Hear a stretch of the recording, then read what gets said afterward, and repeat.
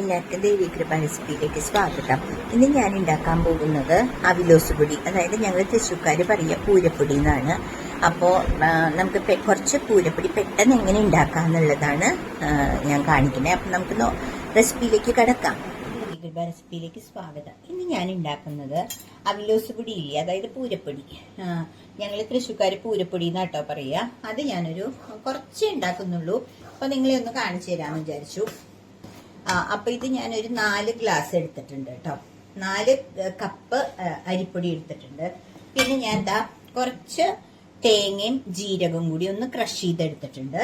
പിന്നെ ഞാൻ ഇതിലേക്ക് ആദ്യം നമ്മൾ ഇത് കുക്ക് ചെയ്യണതിന് മുമ്പ്, അതായത് ഈ അരിപ്പൊടിയൊക്കെ വറക്കണതിന് മുമ്പ് നമുക്ക് കുറച്ചൊരു ഇതുണ്ട്. അപ്പൊ ഞാൻ ഇതിൽ കുറച്ച് ആവശ്യത്തിന് കുറച്ച് ഉപ്പിട്ടു. ഒരുപാട് ഉപ്പ് വേണ്ട, ആവശ്യത്തിന് കുറച്ച് ഉപ്പിട്ടു. ഞാനൊരു 4 കപ്പാണ് കേട്ടോ എടുത്തേക്കണേ. പിന്നെ ഞാൻ അതിലേക്ക് തേങ്ങ ഇടുകയാണ് കേട്ടോ. കണ്ടില്ലേ, തേങ്ങ ഇട്ടു. പിന്നെ ഞാൻ ചെയ്യുന്നത് ഫ്രിഡ്ജിൽ വെച്ചിരുന്നാണ് ഇങ്ങനെ തേങ്ങ ഇട്ടു. പിന്നെ ഞാൻ ചെയ്യുന്നത് ഈ ജീരകവും തേങ്ങയും കൂടിയും ഞാൻ ക്രഷ് ചെയ്ത് വെച്ചിട്ടുണ്ട്, അതും കൂടി ഇട്ടു.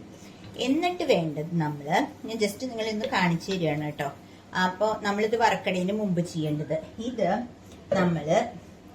ഇപ്പൊ ഇതെല്ലാം മാറ്റി വെച്ചിട്ട് നമ്മളിത് കൈകൊണ്ട് നല്ലവണ്ണം യോജിപ്പിക്കണം. ഞാൻ കൈ കഴുകി വന്നതാണ് കേട്ടോ. അപ്പൊ ഇതിങ്ങനെ തിരുമ്മി ഒരു 15 മിനിറ്റ് ഇത് നമ്മള് തിരുമ്മി യോജിപ്പിക്കണം. ഓക്കെ, അപ്പൊ അത് കഴിഞ്ഞിട്ട് ഞാൻ നിങ്ങളെ കാണിക്കാം. എന്നിട്ടാണ് വറക്കേണ്ടത്. ഓക്കെ, അപ്പൊ ഞാൻ ഇതെല്ലാം ചെയ്തിട്ട് ഞാൻ ഇവിടെ എത്തിയിട്ടുണ്ട് കേട്ടോ. ഞാൻ അപ്പുറത്ത് കൊണ്ടുപോയിട്ട് അതൊന്ന് തിരുമ്മി എടുത്തതാണ്. അപ്പൊ അത് ഞാൻ വേറൊരു കാര്യം പറയാം. ഞാൻ കുറച്ചും കൂടി തേങ്ങ കൂടുതൽ ഇട്ടു കേട്ടോ. തിരുമ്മി വരുമ്പോ എനിക്ക് തോന്നി കുറച്ച് കുറവാണെന്ന്. അപ്പൊ ഞാൻ ഇപ്പൊ 4 ഗ്ലാസ് അരിപ്പൊടിക്ക് ഞാൻ ഒരു 1.25 തേങ്ങ എന്ന് വെച്ചാൽ ഒരു തേങ്ങയും ഒരു 1/4 തേങ്ങയും കൂടിയും ഇതിന് മിക്സ് ചെയ്തിട്ടുണ്ട് കേട്ടോ. പിന്നെ ഞാൻ നേരത്തെ കാണിച്ചല്ലോ ജീരകം ക്രഷ് ചെയ്തത്, അത്. അപ്പൊ ഇത് കുറച്ച് വെച്ച് ഒന്ന് ചൂടായി വന്നിട്ട് നമുക്ക് കുറച്ചും കൂടി കൂട്ടി വെക്കാം. അപ്പം പിന്നെ ഇത് ഇളക്കുക. ഇത് ഞാൻ ഇടയ്ക്ക് മൈക്രോവേവിൽ കുറച്ച് ചെയ്തെടുക്കാറുണ്ട് കേട്ടോ. അപ്പൊ ഇന്ന് ഞാൻ വിചാരിച്ചു നിങ്ങളെ ഇതിൽ ഗ്യാസ് അടുപ്പിൽ തന്നെ കാണിച്ചു തരാന്ന്. മൈക്രോവേവിൽ ചെയ്യുമ്പോൾ ഞാൻ ഇതുപോലെ വെച്ചിട്ട് ഒരു 4 പ്രാവശ്യമൊക്കെ തുറന്ന് ഒന്ന് ഇളക്കി കൊടുക്കും. അപ്പൊ ഒരു 5 മിനിറ്റ് വെച്ചിട്ട് 4-5 പ്രാവശ്യം നമ്മൾ ചെയ്ത് കഴിഞ്ഞാൽ ഒരുവിധം ചെയ്യാറ് കേട്ടോ. ഓക്കെ, ആവുമ്പോ നിങ്ങളെ കാണിക്കാതെ വരെ ഒന്ന് വെയിറ്റ് ചെയ്യും.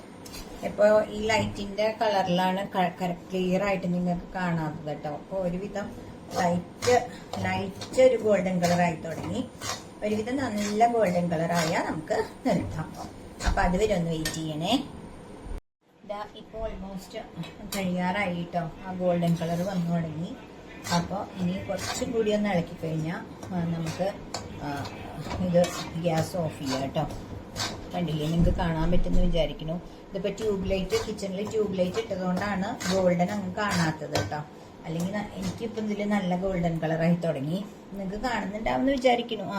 ഏകദേശം ക്യാമറയിൽ കാണാൻ പറ്റുന്നുണ്ട്. അപ്പോൾ കുറച്ചും കൂടി ഇല്ലേ, ഇപ്പം പെട്ടെന്ന് എനിക്ക് ഇളക്കാൻ പറ്റുന്നുണ്ട്. അപ്പൊ നന്നായിട്ട് ഇളക്കി ഒരു ഇച്ചിരി കൂടി കഴിയുമ്പോൾ ഓക്കെ ആവും കേട്ടോ. അപ്പോൾ നമ്മളിതില് പഞ്ചസാരയും ഇട്ടിട്ട് നമ്മളിത് കഴിക്കുക. നിങ്ങൾക്ക് എല്ലാവർക്കും അറിയാമല്ലോ അവിലോസ് പൊടി എന്ന് പറഞ്ഞാല്. ഞങ്ങളിത് തൃശ്ശൂർക്കാര്, പ്രത്യേകിച്ച് കൊടുങ്ങല്ലൂർക്കാര് ഇതിന് പൂരപ്പൊടി എന്നാ പറയുക കേട്ടോ. അപ്പൊ അതുകൊണ്ടാണ് ഞാൻ പറഞ്ഞത് പൂരപ്പൊടി. ഓൾമോസ്റ്റ് ആയി തുടങ്ങി. അപ്പോൾ ഇനി ഞാൻ നിങ്ങളെ ഫൈനലായിട്ട് എത്തുമ്പോൾ കാണിക്കാം. അതുവരെ